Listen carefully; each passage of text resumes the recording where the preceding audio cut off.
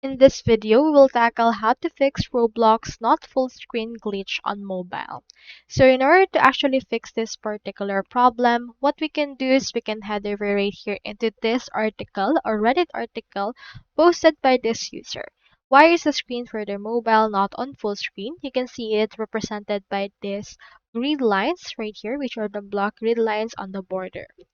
So to actually do or to actually fix this, as you can see, you can head over and try reinstalling Roblox. If you have Android or Samsung, you can go to setting and search for labs and click on multi-tabs. So once you have done that, you should be able to work seamlessly using this particular case. So once you have added that, you should be able to do this. You can restart this application for a better view if you want to as well. This should be able to be happening and you should be able to fix this problem. So that's all there is today and I hope this video helped you out.